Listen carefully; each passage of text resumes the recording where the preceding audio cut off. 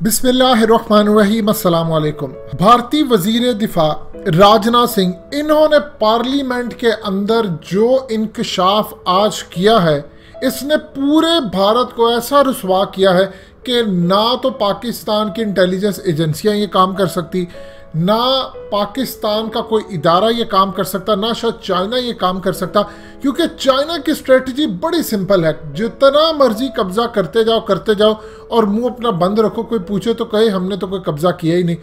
राजनाथ सिंह के बारे में एक चीज़ आप अच्छी तरह समझ लें कि राजनाथ सिंह वो शख्स है, ये बीजेपी के प्रेसिडेंट थे जब मोदी को इन्होंने 2013 के अंदर नॉमिनेट किया था कि ये हमारे अगले प्राइम मिनिस्टर होंगे। यहां से आप इनकी ताकत का अंदाजा लगा लें कि मोदी से कितने ज्यादा पावरफुल थे कि इन्होंने उसको नॉमिनेट कर रहे थे। अब मोदी चूंकि प्राइम मिनिस्टर बन चुके तो उनकी वर्थ डिफरेंट है। मजीद डिस्कस करने से पहले इस वीडियो को लाइक करें, हकीकत टीवी को सब्सक्राइब करें और बेल आइकन पर जरूर क्लिक करें। राजनाथ सिंह का क्लिप आपको सुनवाने जा रहे हैं। ये क्लिप इतना ज्यादा अहम है कि शायद इस वक्त इससे ज्यादा कोई चीज अहम आपको नजर ना आए। उन्होंने जाती तौर पर खुद इंकशाफ किया है कि 38,000 स्क्वायर किलोमीटर की जगह पर चाइना कब्जा कर चुका है। 38,000 स्क्वायर किलोमीटर। इससे पहले उन्होंने खबर ब्रेक करवाई थी कि 1,000 स्क्वायर किलोमीटर। अब 38,000 स्क्वायर किलोमीटर कितना है इसको समझे। कराची का एरिया है 3780 स्क्वायर किलोमीटर, यानी आप समझ ले 10 कराची आ जाए। जितना चाइना इस वक्त लद्दाख में कब्जा कर चुका है उसके अंदर 10 कराची आ सकते हैं। आप सोच लीजिए कि इस वक्त लाहौर का जो एरिया है वो तकरीबन 1700 स्क्वायर किलोमीटर है। तो इस हिसाब से आप अंदाज़ा कर ले 38,000 स्क्वायर किलोमीटर में कितने लाहौर आ सकते हैं, कितने कराची, कितने इस्लामाबाद, यानी कितना पाकिस्तान का इलाका आ सकता है। अब ज़रा आपको एक क्लिप सुनवाने जा रहे हैं, लेकिन उससे पहले एक चीज़ समझ लें। साथ उन्होंने ये भी कहा है कि चाइना अभी अरुणाचल प्रदेश के 90,000 स्क्वायर किलोमीटर पर आने वाला है, यानी 38,000 एक जगह, 90,000 स्क्वायर किलोमीटर वो भी चाइना कब्जा करने जा रहा है। ये क्लिप सुनिएगा, उसके बाद आपको बताते हैं कि इंडिया के अंदर अब होने क्या जा रहा है। इतना वो कांप रहे हैं कि हमारे इलाके और स्टेट्स हाथ से गई। सुनिए जरा ये क्लिप, ये इंतहाई अहम क्लिप है, सारा सुनने वाला है। आज इस गरिमामयी सदन में मैं अपने सभी सम्मानित सदस्यों को लद्दाख की पूर्वी सीमाओं पर हाल में हुई गतिविधियों से अवगत कराने के लिए उपस्थित हुआ हूं। जैसा कि आपको ज्ञात है, हमारे माननीय प्रधानमंत्री श्री नरेंद्र मोदी जी ने हाल ही में लद्दाख का दौरा कर हमारे बहादुर जवानों से मुलाकात की थी। एवं उन्हें यह संदेश भी दिया था कि समस्त देशवासी अपने वीर जवानों के साथ खड़े हैं। अध्यक्ष महोदय, मैंने भी लद्दाख जाकर अपने शूरवीरों के साथ कुछ समय बिताया है और मैं आपको यह बताना चाहता हूं कि मैंने उनके अदम्य साहस, शौर्य और पराक्रम को महसूस भी किया है। आप जानते हैं कि कर्नल संतोष बाबू और उनके 19 वीर साथियों ने अपनी मातृभूमि की रक्षा करते हुए अपना सर्वोच्च बलिदान दिया है।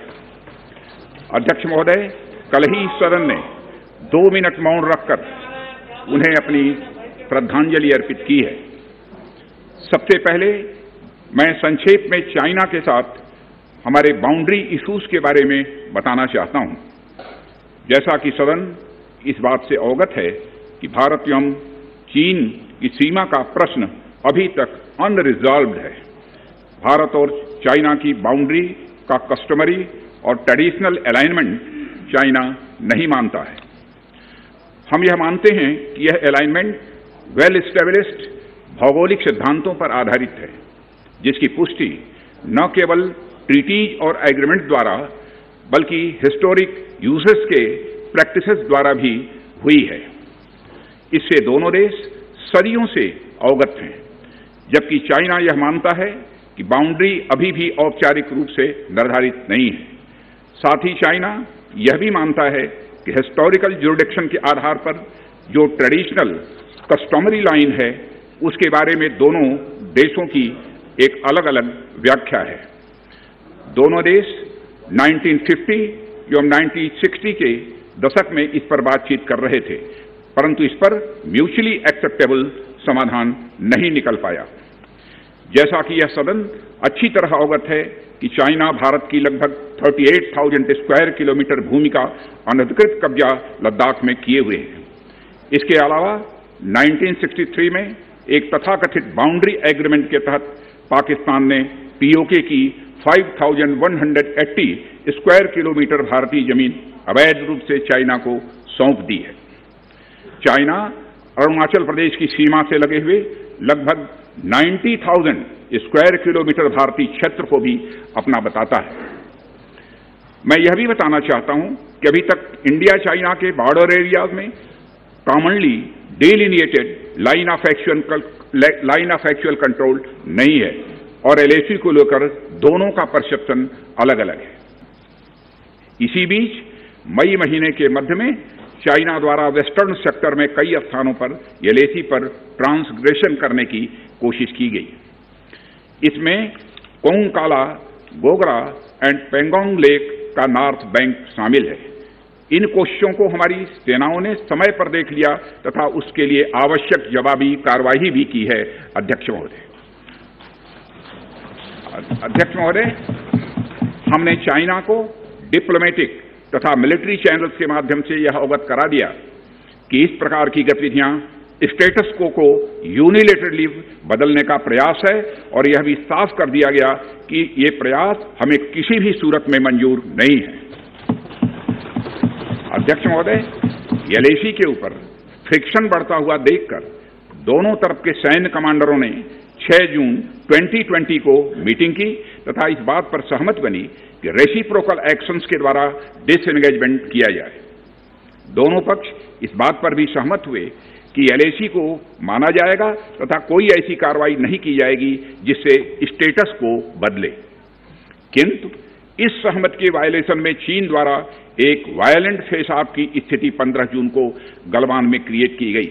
हमारे बहादुर सिपाहियों ने, हमारे बहादुर सेना के जवानों ने अपनी जान का बलिदान दिया और साथ ही चीनी पक्ष को भी भारी क्षति पहुंचाई है अध्यक्ष महोदय, और अपनी सीमा की सुरक्षा में वह कामयाब रहे। आपने सुना ये क्लिप। अब इसकी सबसे ज्यादा इंटरेस्टिंग बात यहाँ पर यह आती है, इंडिया को इस वक्त सबसे ज्यादा खदशा है कि सर्दियों में उनके साथ क्या होने वाला है। अगर डिफेंस मिनिस्टर राजनाथ सिंह खुद इतराफ करे कि 90,000 स्क्वायर किलोमीटर के इलाके पर भी ये कब्जा करना चाहते हैं, अरुणाचल और दूसरी जगह, और सर्दियों के अंदर ऑक्सीजन की कमी होगी, यानी -35 to 40 डिग्री टेम्परेचर होगा, ना इनके पास कोई टेंट है, ना खाना पहुंचाने के लिए कोई चीज़ है। चाइना ने तो अपने इवन के ड्रोन्स तैयार किए हैं कि उन्होंने वहां पर खाना सामान सब पहुंचाना है। इंडिया के पास तो कुछ नहीं है। दूसरे बॉर्डर से पाकिस्तान हमले के लिए तैयार है। तो मामला जो इस वक्त चाइना के पास है वो इंडिया के लिए बड़े खतरनाक होने जा रहे हैं। लिहाजा पहली मर्तबा इतराफ किया है कि 38,000 स्क्वायर किलोमीटर चाइना ले उड़ा है। और सोच लीजिए आप कि कितने ये शहर बनते हैं। लिहाजा आने वाले वक्त के अंदर इंडिया की कमबख्ती है कि इन्होंने पार्लियामेंट के अंदर खड़े होकर कुछ सोल्यूशन ही नहीं दिया। दो भड़के मारी, ये हम कर लेंगे वो कर लेंगे, और साथ कॉशन भी दे दिया कि 90,000 स्क्वायर किलोमीटर चाइना मांग रहा है मजीद। यानी आप पूरी तरह तैयार है। इंडिया की रियासत अरुणाचल इनके हाथ से जा रही है। एक रियासत गई तो नागालैंड गया, असम गया, फिर खालिस्तान और ये तमाम बाकी रियासत। लिहाजा आने वाला वक्त कुछ अच्छा नहीं है इंडिया के लिए। दोस्तों, हकीकत टीवी को सब्सक्राइब करना मत भूलिए। वीडियो को लाइक करें, शेयर करें और कमेंट सेक्शन में अपनी राय का इजहार जरूर करें।